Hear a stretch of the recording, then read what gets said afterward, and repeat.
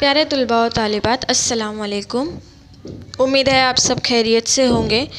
हम हमारी किताब का सबक नंबर 4 कार्बन और उसके मुरक्कबात हिस्सा 6 पढ़ने जा रहे हैं।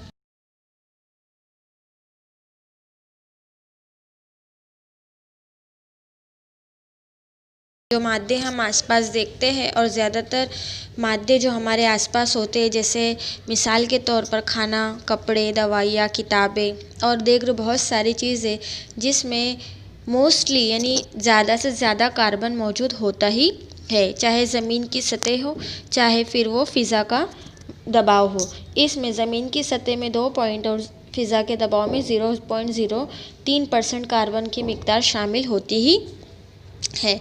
अब बात करें कि कार्बन इतना अहम क्यों है। कार्बन हमारी ज़िंदगी के हर मोड़ पर वो शामिल है। तो थोड़ा पहले जान लेंगे पहले से, ताकि आप दोबारा इसे ज़हन नशीन कर ले और अच्छे से समझ ले कि कार्बन और कार्बन के बारे में जो मालूमात देने जा रहे हैं वो आपको बेसिक तरीके से समझ में आ जाए कि हमारे माहौल में जो कुछ है वो कार्बन जो एक हिस्सा है वो एक ऑर्गेनिक केमिस्ट्री के अंदर आने वाला हिस्सा है। कार्बन जो है एक ऑर्गेनिक केमिस्ट्री है जो हमारे रोज़मर्रा ज़िंदगी के इस्तेमाल में रहती है।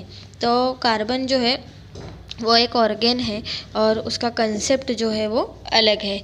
तो कार्बन के अंदर जो है न्यूक्लियस, प्रोटॉन, इलेक्ट्रॉन और न्यूट्रॉन होते ही है और इसी की वजह से कार्बन जो है अपनी खुसूसियात की बिना पर अपनी हर चीज़ में शमूलियत को बरकरार रखता है। तो आगे हम देखेंगे, जैसे कि मिसाल के तौर पर यहाँ पर मैंने एक तस्वीर रखी है। अब इस तस्वीर में कार्बन का एटॉमिक नंबर 6 है।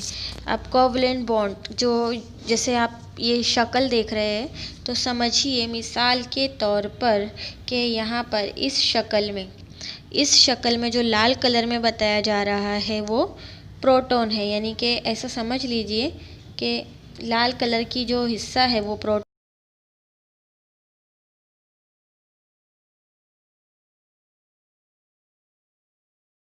वाइट ऑर्बिट जो है ये इलेक्ट्रॉन है।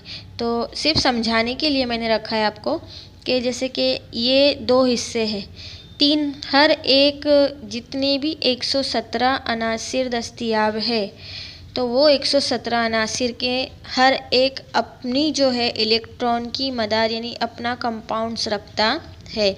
तो इसमें इलेक्ट्रॉन, प्रोटॉन और न्यूट्रॉन मौजूद होते ही है हर एक के अंदर। इसको न्यूक्लियस कहा जाता है। तो ये जो लाल रंग में है, ये लाल आप देख रहे हैं ये प्रोटॉन, ये जो हरा आप देख रहे हैं ये न्यूट्रॉन और ये जो वाइट घूमते रहते हैं जो ये है इलेक्ट्रॉन। तो और इसकी जो निशानी है C यानी कि कार्बन और इसका इलेक्ट्रॉनिक नंबर जो बताया जाता है वो 6। अब आगे इसके बारे में पढ़ लेंगे। ये कार्बन की निशानी है C और उसका एटॉमिक नंबर 6 है, यानी इसके पास 6 इलेक्ट्रॉन है। अब 6 इलेक्ट्रॉन कैसे, यहाँ पर तुम देख लो, पहली मदार के अंदर 2 इलेक्ट्रॉन, 1 2। अब पहली मदार किसी की भी हो वो 2 ही इलेक्ट्रॉन ले सकती है, इससे ज़्यादा उसके अंदर होते नहीं है, वो 2 ही इलेक्ट्रॉन की बंदिश रख सकती है। उसके बाद जो दूसरी मदार है, दूसरी मदार में 1 2 3 4 इलेक्ट्रॉन मौजूद है। तो यानी इसमें प्रोटॉन और न्यूट्रॉन भी 6 होंगे। अब जैसे जिस तरीके से इसका इलेक्ट्रॉन की तादाद 6 हो रही है, पहली मदार में 2, दूसरी मदार में 4, तो इस तरीके से ये बने 6। अब जब इसके इलेक्ट्रॉन 6 हो रहे हैं तो जाहिर सी बात है न्यूट्रॉन और इसका जो प्रोटॉन है वो भी 6 होगा। यानी न्यूट्रॉन जो मैंने आपको बताया हरे रंग से जाहिर किया गया है और प्रोटॉन जो लाल रंग से जाहिर किया गया है तो वो भी 6 होंगे। देख लो, गिन लो, न्यूट्रॉन 3 और ये जो प्रोटॉन।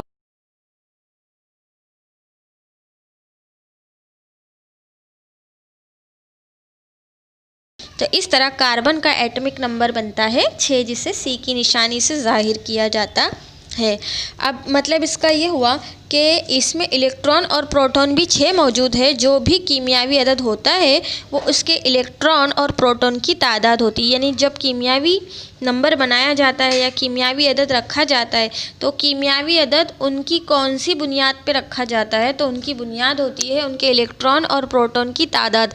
उनकी इलेक्ट्रॉन और प्रोटॉन की तादाद जितनी होंगी उसके हिसाब से उनका इलेक्ट्रॉनिक एटॉमिक नंबर रखा जाता है, यानी उसमें इलेक्ट्रॉन और प्रोटॉन की तादाद 6 है तो उसका कीमियावी अदद भी 6 है और उसका इलेक्ट्रॉन और प्रोटॉन की तादाद भी उतनी ही मौजूद होती है। प्रोटॉन और न्यूट्रॉन के नंबर को मिलाकर उसका मास नंबर बनाया जाता है। अब प्रोटॉन और इलेक्ट्रॉन को मिलाना मतलब जैसे एग्जाम्पल के तौर पर यहाँ पर दिया गया है कि इसके अंदर 6 इलेक्ट्रॉन है, 6 प्रोटॉन है और 6 न्यूट्रॉन है। तो जब ये 6 और 6 को मिला दिया जाएगा, यानी 6 प्रोटॉन 6 न्यूट्रॉन, तो इसका जो बॉन्ड बनेगा वो कितने का बनेगा? 12 का, यानी इसका मास नंबर जो बनेगा वो 12 का। दो चीज़ें हैं, याद रखना है आप लोगों को।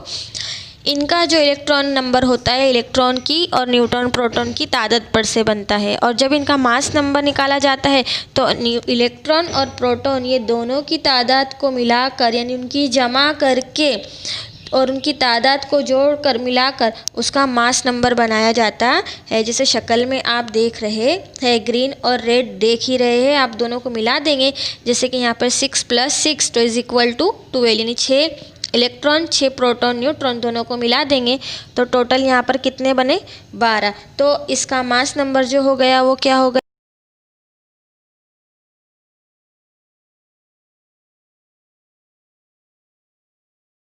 इलेक्ट्रॉन, यानी नंबर इलेक्ट्रॉन की जो तादाद दी गई है वो 4 होती है, तो इसकी जो वैलेंसी बनी वो क्या बनी? 4, यानी सबसे ज़्यादा।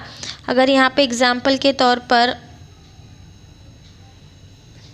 जैसे कि यहाँ पर पहली मदार में 2 है और दूसरी मदार में 4 है, तो 4 जो है यहाँ पर क्या है? सबसे ज़्यादा बताया जा रहा है जो उसकी तादाद है। तो इसके लिए जो 4 बताया जा रहा है तो 4 जो है उसकी वैलेंसी, उसमें 4 ज़्यादा मौजूद है तो 4 को यहाँ पर हम उसकी टेट्रा वैलेंसी कहते हैं कि सबसे ज़्यादा इसके अंदर जो मौजूद है वो 4 उसके जो है इलेक्ट्रॉन मौजूद है, तो इसके लिए उस वैलेंसी उसकी 4 होंगी। अगर वैलेंसी टेट्रावेलेंट कहा, इस वैलेंसी को टेट्रावेलेंट कहा जाता है, यानी कि टेट्रा का मतलब होता है 4 और उसकी 4 जो हुई है वैलेंसी। जैसे कि पहली मदार में तुम देख सकते हो यहाँ पर 1, यहाँ पर 1, 2 और यहाँ पर उसकी दूसरी मदार में 1, 2, 3 और ये 4, तो यहाँ पर सबसे ज़्यादा जो बना वो 4, तो ये टेट्रावेलेंट हुआ, यानी कि यहाँ पर टेट्रा का मतलब होता है 4।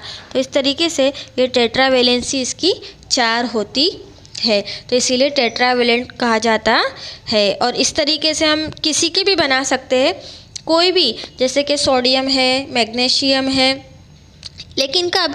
जब उनका बॉन्ड मुकम्मल होना चाहिए, यानी कि जो वो बॉन्ड बनाते हैं वो बॉन्ड उनका मुकम्मल होना चाहिए। जैसे एग्जाम्पल के तौर पर यहाँ पर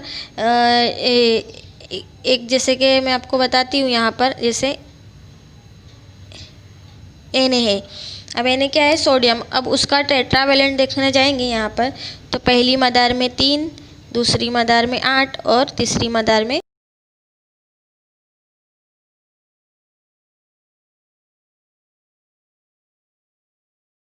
क्यों है? क्योंकि या तो उसको निकाल देना पड़ेगा या तो किसी की वजह से उसको लेना पड़ेगा। अब ये सोडियम है तो ये किसी से ले नहीं सकता, तो इसको क्या करना पड़ेगा? निकाल देना पड़ेगा, बाहर फेंक देना पड़ेगा।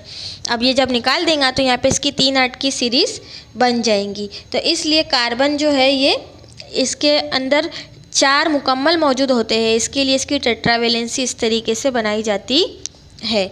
अब मैं आपको यहाँ पे बता रही थी कि कार्बन एक अहम चीज़, के कार्बन क्यों अहम है, क्यों कार्बन को यहाँ सबसे ज़्यादा अहम माना जाता है। तो कार्बन के अंदर ऐसे तमाम, यानी तमाम जानदार जो देख रहे हैं आप, जैसे मैंने यहाँ पे शक्ल के अंदर बताया है, तमाम जितने भी जानदार है ये सब में अहम क्यों है? चाहे लकड़ा हो, केरोसिन हो, कोयला, तमाम या फिर CNG गैस का, उसमें तमाम में कार्बन मौजूद होता है। और तमाम तरह अशिया जो है वो कार्बन या और प्लास्टिक जो हमारे लिए सबसे ज़्यादा नुकसान की चीज़ आज कही जाती है, उस नुकसानदायक चीज़ के अंदर भी सबसे ज़्यादा कार्बन की शमूलियत होती है। तो प्लास्टिक में भी कार्बन मौजूद होता है और कार्बन बहुत ज़्यादा मुरक्कबात से बना सकते हैं, यानी कि अगर मिसाल के तौर पर वो तमाम कार्बन जो जितने भी उसके, जैसे मिसाल के तौर पर कि कार्बन जो है ये 17 अनासिर जो है ना, जो पीरियोडिक टेबल में, वो तमाम अपनी बॉन्ड बनाएंगे वो, और दूसरी तरफ कार्बन को रख दिया जाए तो कार्बन जो है वो 117 के मुकाबले में भारी पड़ने वाला है, इसीलिए कार्बन को सबसे अहम तरीन बताया जाता है। जैसे मिसाल के तौर पर जो 118 अनासिर है, 118 अनासिर में से कार्बन को छोड़ दो तो जो 117 अनासिर बचते, और वो 117